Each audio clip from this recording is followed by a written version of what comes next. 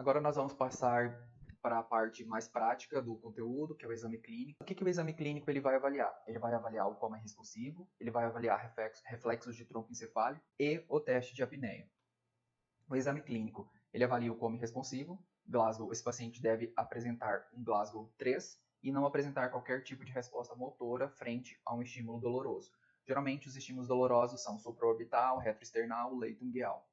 Não devemos esquecer que reflexos infraespinhais, a nível medular, podem estar presentes e não contraindica ou não inviabiliza o protocolo. Com relação à avaliação dos reflexos de tronco encefálico, o primeiro reflexo a ser avaliado é o reflexo pupilar. Quando nós submetemos esse paciente a uma estimulação luminosa, nós não observamos qualquer reação das pupilas. Elas se mantêm médio fixas e ou midriáticas. Lembrando que a avaliação da reatividade pupilar deve ser sempre bilateralmente. O reflexo córneo palpebral, quando nós instilamos solução salina e ou pegamos uma gaze e de maneira delicada passamos no olho desse paciente, ele não pisca. E isso é positivo para morte encefálica. Com relação ao reflexo óculocefálico, quando nós lateralizamos e ou realizamos a flexão da cabeça desse paciente de maneira mais rápida, o olhar desse paciente acompanha o nosso movimento. São chamados olhos fixos ou olhos de boneca. Isso é positivo e confirmatório para a ME. Outro reflexo que deve ser avaliado no conjunto de avaliação dos reflexos do tronco encefálico é o reflexo vestíbulo calórico. Como que deve ser realizado essa avaliação? Primeiramente, o paciente é colocado em cabeceira elevada a 30 graus, deve-se realizar uma avaliação prévia, a membrana timpânica deve estar íntegra, os condutos auditivos devem estar pérvios, e nós instilamos, o examinador ele instila 50 ml de solução salina gelada. O que deveria ocorrer em um paciente que não esteja em morte encefálica, o olho do paciente, o globo ocular, ele vai se desviar em direção ao estímulo. Então, se nós instilamos um soro fisiológico gelado no ouvido direito, o olhar iria se desviar para o lado direito. Em pacientes com provável morte encefálica, não observa-se esse movimento do globo ocular. Esse reflexo também deve ser testado bilateralmente e deve-se aguardar fazer a observação do olho por 1 minuto. Depois deve-se aguardar um tempo mínimo de 5 minutos para se realizar o reflexo no lado contralateral.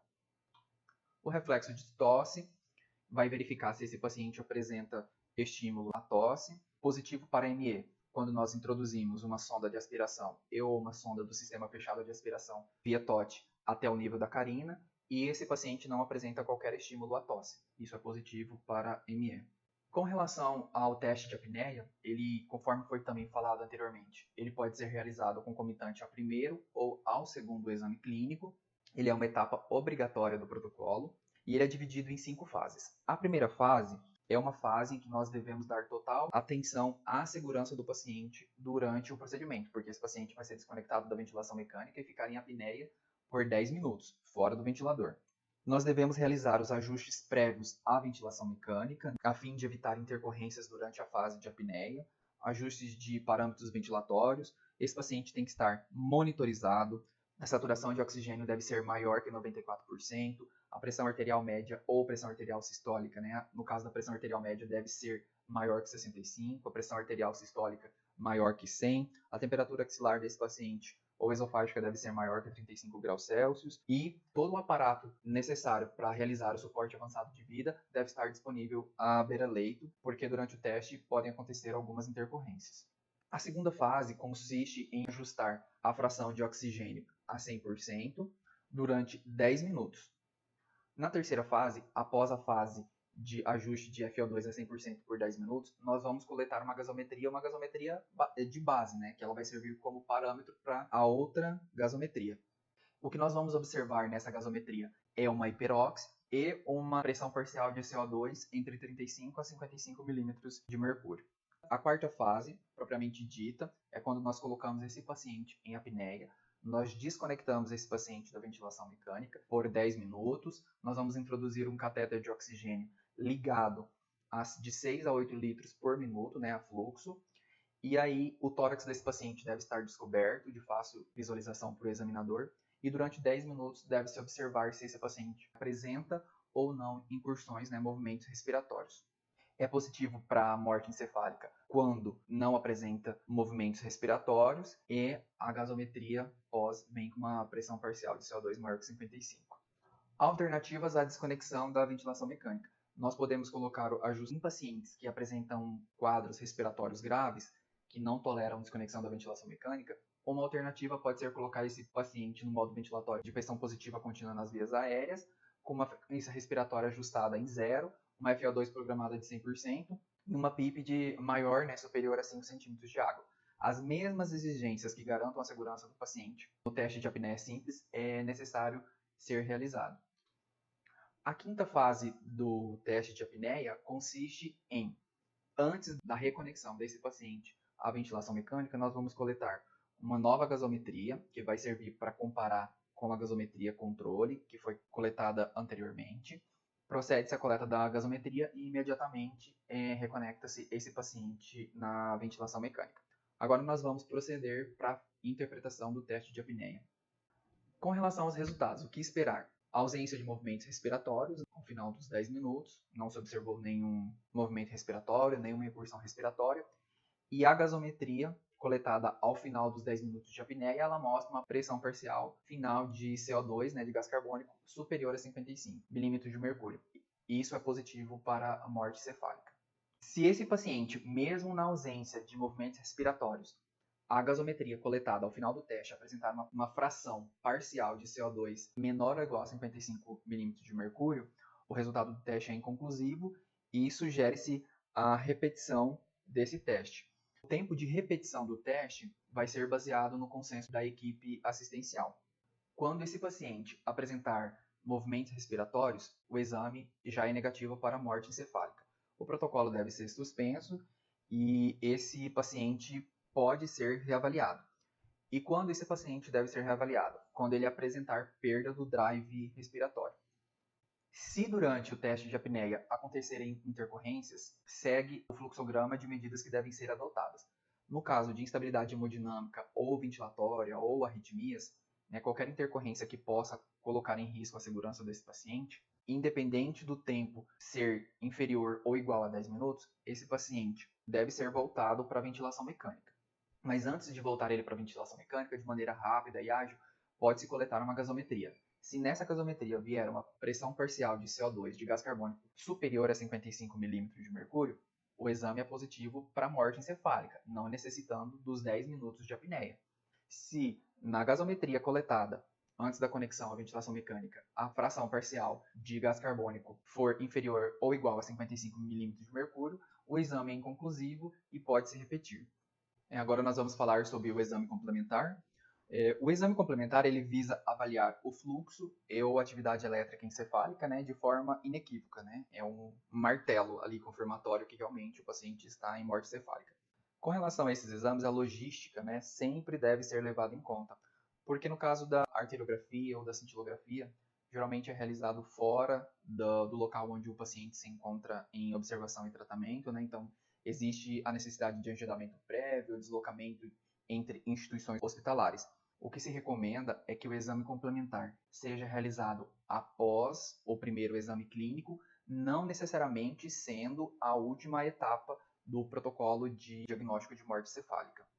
Os exames de fluxo, há que se ressaltar que os exames que avaliam o fluxo encefálico, na maioria das vezes, eles sofrem menos interferência de fatores externos quando comparado a um eletroencefalograma. Com relação à faixa etária, não existe preferência, e sim algumas observações quando esse paciente apresenta artefatos como derivação ventricular externa, balão intraórtico ou craniectomia descompressiva. Agora eu vou mostrar para vocês um pouquinho dos principais exames complementares. A primeira imagem mostra uma arteriografia cerebral. A imagem da esquerda nós podemos observar que após a injeção de contraste, nós observamos um fluxo sanguíneo encefálico.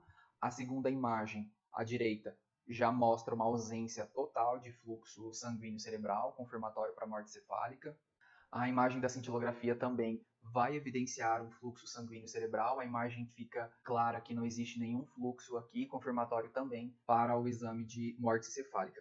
Há o que se destacar que a arteriografia ela é considerada o padrão ouro para avaliar o fluxo sanguíneo encefálico, por meio da injeção de contraste nas artérias carótidas e vertebrais. A cintilografia, ela é um exame um pouco mais complexo porque é necessário a injeção de radioisótopo, né, marcador, para verificar o fluxo sanguíneo encefálico. Uma ressalva: pacientes com insuficiência renal e ou hepática devem ser avaliados quanto à possibilidade de se realizar exames contrastados, para não agravar o quadro clínico deles. Nessa próxima parte, nós verificamos um Doppler, um exame de Doppler à esquerda. A imagem de cima fica evidente, né, um Doppler transcraniano com fluxo, onde nós observamos ondas de fluxo sanguíneo cerebral, e na imagem inferior nós observamos um exame sem fluxo sanguíneo cerebral. Com relação ao Doppler, existe a vantagem, né, dele ser um exame realizado não invasivo, realizado à beira-leito. Ele é realizado através de janelas ósseas, né? O médico, o examinador, ele procura janelas ósseas e procede-se ao exame. Uma ressalva é que o Doppler ele pode apresentar um exame falso negativo nos pacientes que apresentam cranectomia descompressiva ou que estão em uso de válvula de derivação ventricular, em neonatos, né, com fontanela aberta, ou ainda em pacientes que apresentam balão intraórtico. Pode-se apresentar um exame falso negativo. O eletroencefalograma ele é um exame também não invasivo, que pode ser realizado à beira-leito.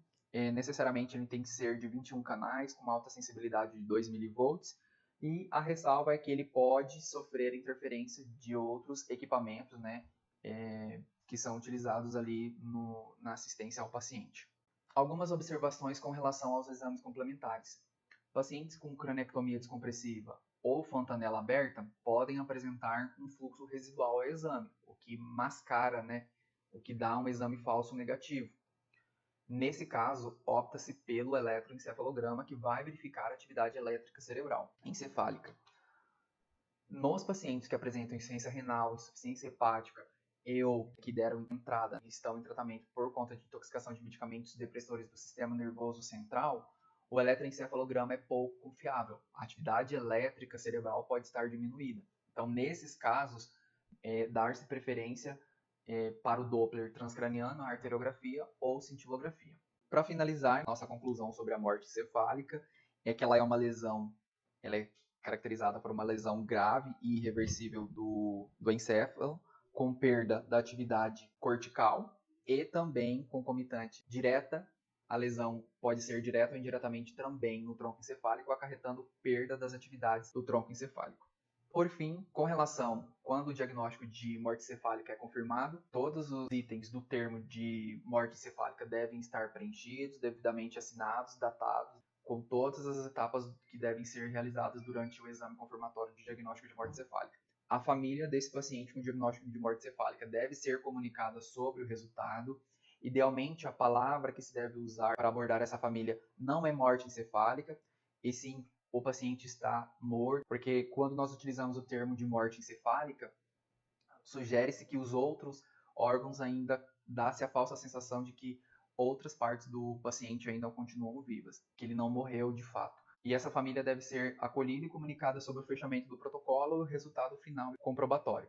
Essa família, novamente, há que se destacar que ela deve estar inserida em todas as fases do processo, desde a suspeita até a abertura do protocolo de morte cefálica.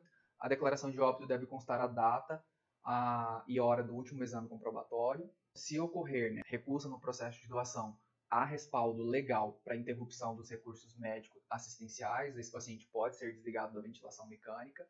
E caso a família, sem qualquer abordagem prévia da equipe assistencial e da CIDOT, se a família manifestar já o desejo de doar os órgãos desse paciente, e ele for um paciente potencial doador, medidas de manutenção devem ser adotadas até a entrevista, a abordagem familiar.